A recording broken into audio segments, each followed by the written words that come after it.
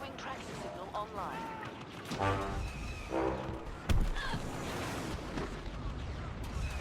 Well, hello everyone, this is RS Video bringing you the second video in Star Wars Battlefront.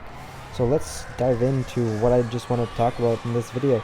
So DICE has never said that Battlefront would support private matches, so it's not as the feature has been cut, but it is a really big bummer that they will not be featuring a dedicated chat system or server browser on console. I am playing on the PS4 right now, and the developer's brief statement doesn't rule out private matches coming to Battlefront sometime down the road, however. Of course, player can still form parties of their own to play with their friends on Xbox One or PS4. I think on Xbox One, the party chat was recently increased to support up to 12 users at once.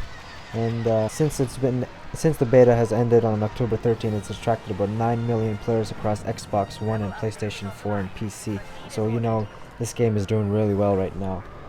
So let me now go ahead and talk about the Y-Wing, which is what you're seeing on the screen right now. So the Y-Wing is a bomber class ship for the Rebel Alliance.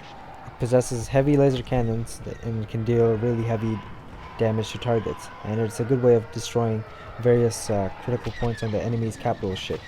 So this is handy in getting points quickly, but these ships are basically useless for destroying other starfighters without help of the gunner. So these ships will be in demand if you want to win, and are one of the more useful ships in the game.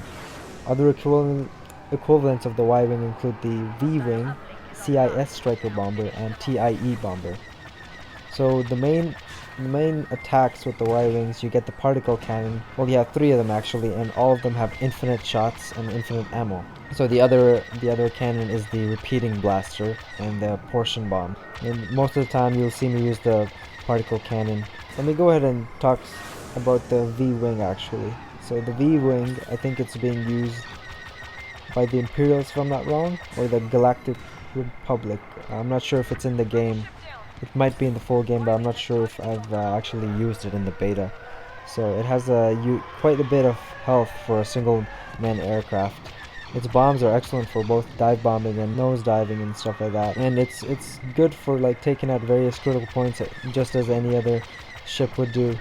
So in close range, the shock cannon is excellent for taking out enemy starfighters, particularly the droid starfighters. So now the CIS Strike Bomber is also known as the Beloblub 2024 Strike Bomber, and it is the bomber class ship for the Separatist Alliance. It has quite a bit of health, same as the previous one. It's a single-manned aircraft, and it's good for taking out critical points as usual. And same goes with the ammo. I think it has less ammo. This one has the particle cannon and portion bombs. So the proton bombs, my bad, kind of screwed that up. So the proton bombs are explosive missiles that are fired from the bomber, and it causes damage to a structure or to a large target.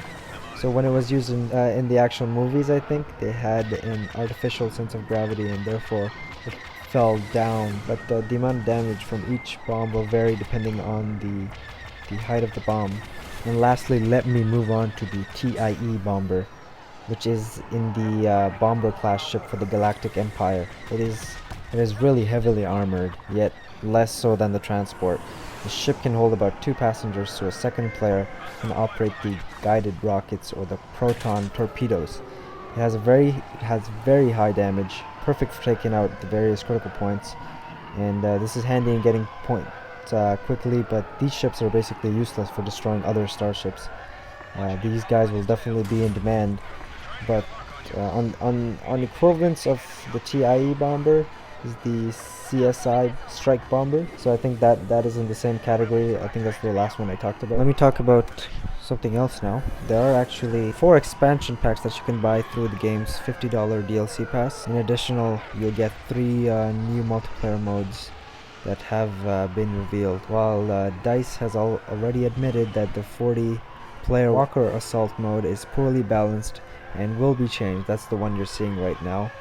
You always, I think, addressed this issue in the previous video as well, but that will be being fixed.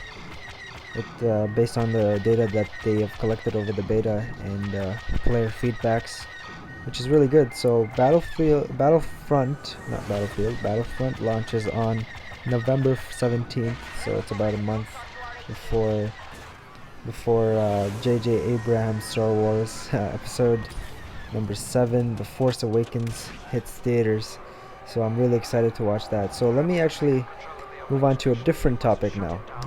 As I get taken out here for the last time, right here you are seeing the AT-AT, which is the all-terrain armored transport. So the AT-AT, also known as the Walker, was a behemoth of war machines. So basically standing at, it's really tall, so it's like about 22.5 meters. I think it's actual scale in the game as well.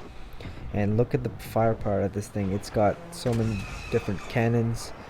So basically it's a quadrupedal walker, and it closely resembled an ancient beast of war, or even like a giant legendary beast from the dark side of the Force. It was designed for the dual purpose of crushing and demoralizing enemy forces, and that's exactly what it's doing, and relates really closely to the story. It's trying to, in this game mode, I think it's trying to take out some of the towers of the rebels. So that's the main objective of this game mode on a Walker Assault on Hoth. Basically, hundreds of these walkers were produced during the Galactic Civil War, and it was intimidating and powerful presence, and it was often earned in the distinction of being the first vehicle into a combat zone. So more like the tanks of today, you'd always have tanks go in first. They have a lot of armor on them, can take a lot of hits. So these things have a similar ideology behind it, and it's really sophisticated too. It's got lots of things in it.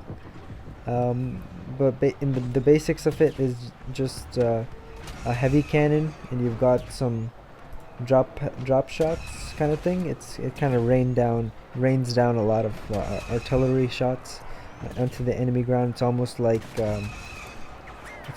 one of the upgrades that you can pick up on when you're running around in the field. Not sure what exactly it was called, but I'll be looking into that shortly, and can tell you guys in a bit. But yeah, it's a really big thing. It can be taken down by the rebels if they actually try hard enough, or when they actually get around to balancing the game a bit.